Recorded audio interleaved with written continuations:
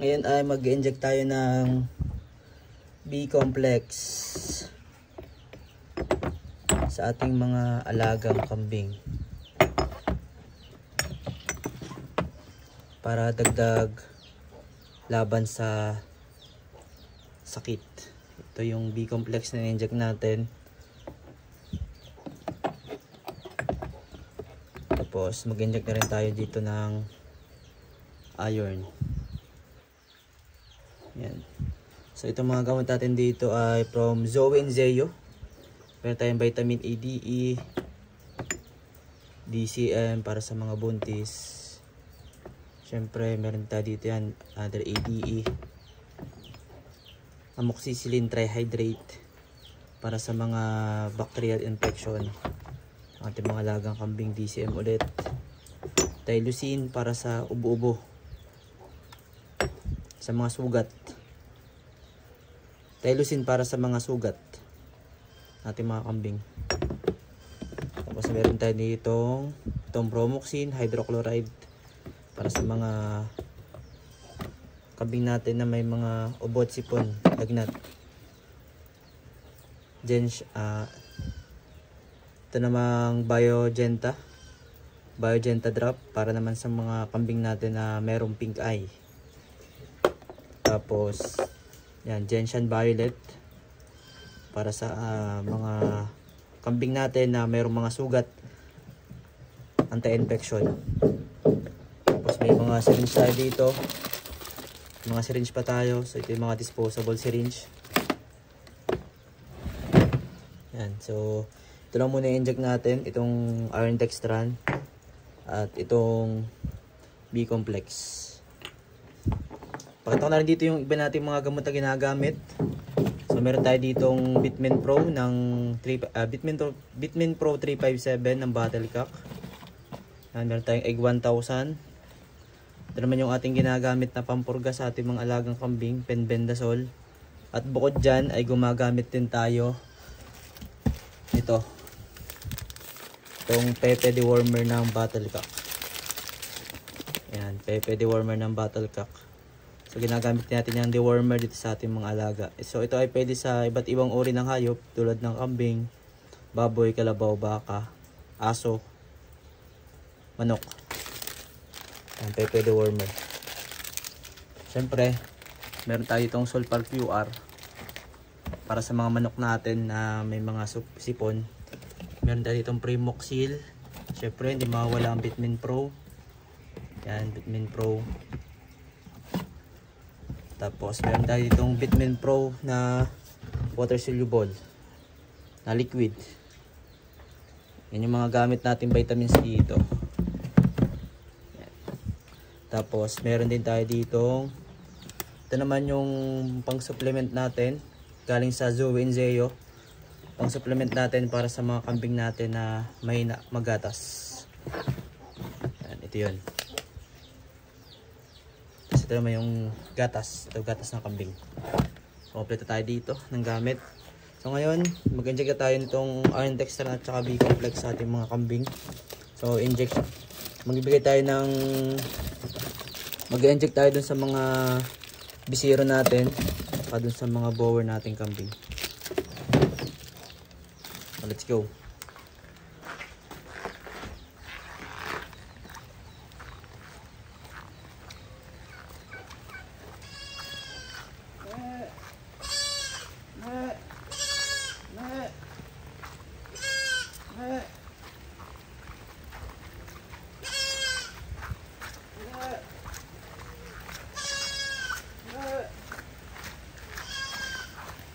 Itong B-complex ay binibigyan natin para ganahan sa pagkain ng ating mga alagang kambing, at the same time ay dahil sa sama ng panahon, dahil sa malamig ang panahon dito sa amin ngayon, para maiwasan natin yung pagka-stress ng ating mga alaga. Ito yung binibigyan natin, itong B-complex. At the same time, nagbibigyan din tayo ng iron dextran sa kanila, lalo dito sa ating mga inahin na kambing at saka dito sa kanilang mga anak. So, ang pagbibigyan natin ng B-complex sa mga bower nating kambing ay nasa 5 ml. Tapos sa mga bisiro naman ay 1 ml. Sa iron dextran naman, 3 to 5 ml din, depende sa laki ng kambing, at sa mga bisirong kambing natin ay 1 ml lang din yung binibigay natin. Magamit na tayo dito ng disposable syringe.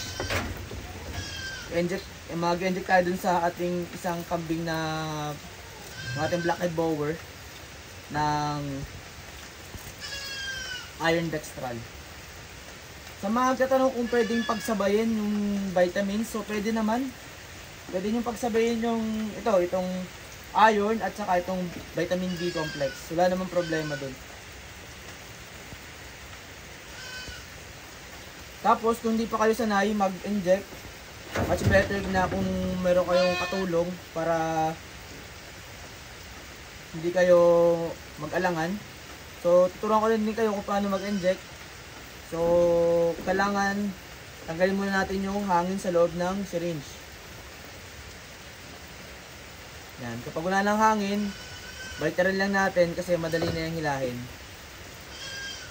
Madali na pumasok dyan yung gamot kasi wala ng hangin sa loob ng syringe. So itong syringe na gamit natin ay 1 cc or 1 ml.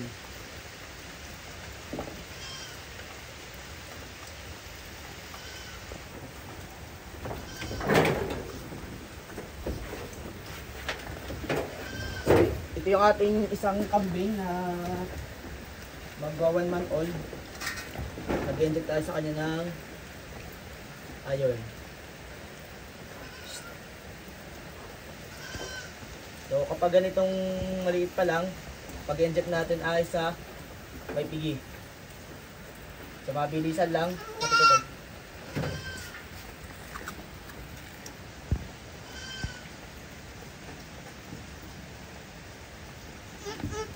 Kapag gumalaw, ano nyo lang yung kamay. Bitawan nyo lang yung syringe para hindi maputol. Tapos i-massage nyo lang ulit. All done. Tapos mag-inject naman tayo ng B-complex dito sa mga inahin natin mga kambing.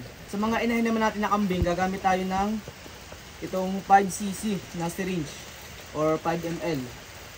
Kasi medyo malaki-laki yung karayom nito. Unlike do sa 1cc na maliit lang yung karayom. Kung hindi pa naman kayo masyado din sanay, pwedeng kayong gumamit ng stopper.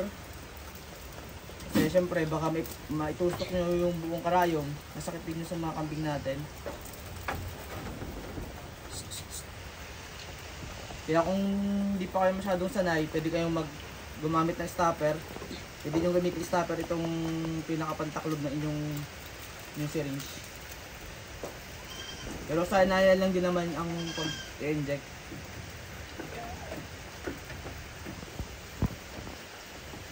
Kung may gloves kayo, much better para sanitize, no?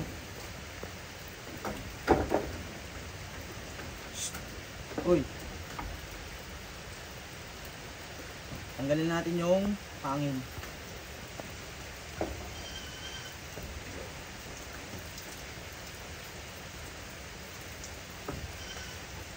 Ito ay 5cc. So ito ay 5 ml yung laman.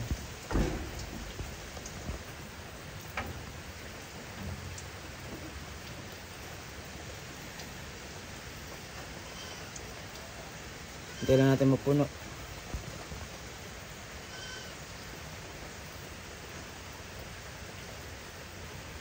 So yan, puno na.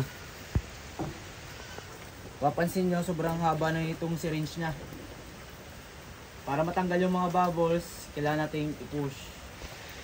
Para pag in-inject natin dun sa katawan o sa balat, laman ng ating mga kambing, hindi masyadong masakit.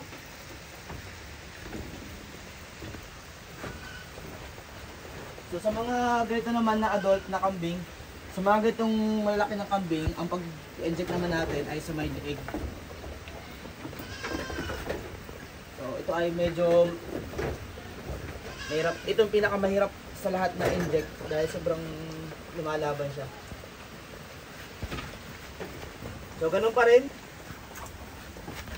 Kailangan mong i-massage yung part na pag-injectan mo para mahanap mo rin yung taba o yung laman. So sa may part na to, yan, pure na laman to. Kaya dito tayo mag-inject. Same lang din. Kaya natin i-massage. Tapos saka natin ipasok dahan-dahan yung syringe. Okay? So pag natusok na natin, massage lang ulit natin. Yung B-complex na in-inject natin ay sa may right side na leeg. Ngayon naman sa may left side naman ng leeg tayo mag-i-inject itong iron dextran. So same lang din ng concept. Kailangan i-massage natin yung part na pag-inject natin para mahanap din natin yung laman na part.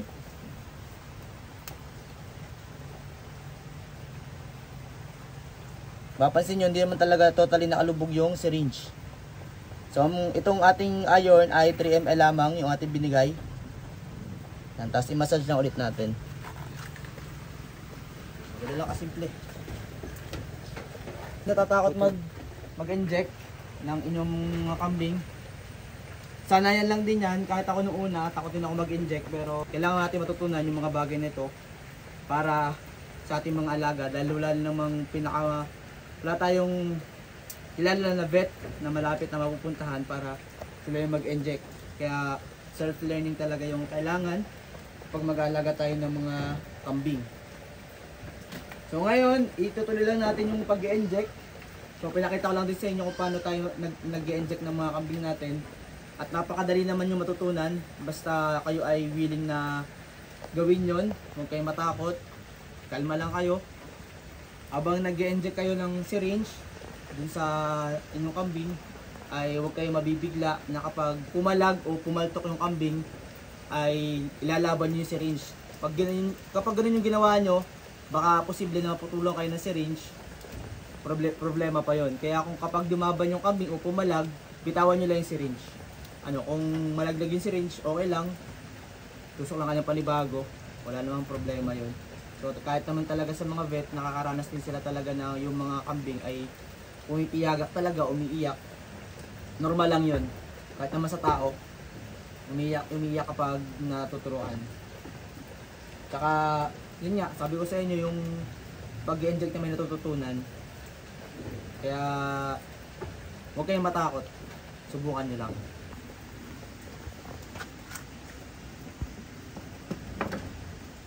Tingi.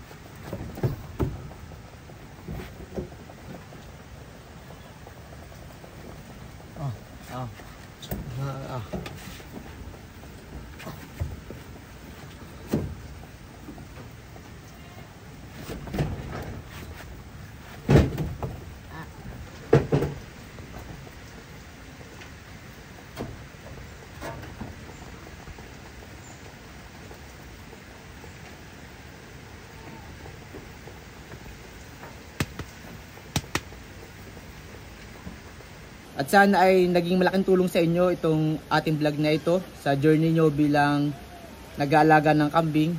At sa ating vlog dito sa ating YouTube channel ay samahan nyo ako sa journey natin sa pag-aalaga natin ng mga ganitong uri ng hayop na mapaganda natin at mapaayos natin yung kalidad ng ating mga kambing dito, yung kalusugan, at syempre sama-sama tayo matuto. Itong ating platform na ito ay ginawa natin para magbahagi ng ating karanasan. At the same time ay ibahagi din natin yung mga ginagawa natin. Hindi ko naman sinasabi lahat ng ginagawa natin ay tama. Kasi ang farming naman o ang pag-aalaga ng ganitong uri ng hayop ay patuloy na pag-aaral yan. Wala namang perfectong pamamaraan sa pag-aalaga ng kambing. It depends kasi sa ating location, sa weather na meron tayo. Kaya sa vlog natin na ito ay yung mga binabahagi natin dito ay based on my experience lamang. At kung nakita nyo na maganda naman ito, why not na gayahin nyo rin. At kung nakikita nyo naman na hindi ito applicable sa inyong mga alaga, di syempre, wag nyong gagayahin yon. Kaya yan lamang, at syempre, paki-like and share na rin pala nito ating vlog na ito. At kung hindi ka pa nakakapag-subscribe dito sa ating YouTube channel, ay baka naman paki-subscribe na rin. At syempre po, 130k followers na tayo sa ating Facebook page. At 5k followers na rin tayo sa ating TikTok account. Kaya syempre, baka naman po paki-follow din yung ating Facebook page at yung ating TikTok account, ang Hiluan Adventure. Kaya hanggang sa muli, this is your Millennial Farmer, ang Hiluan Adventure. Paalam!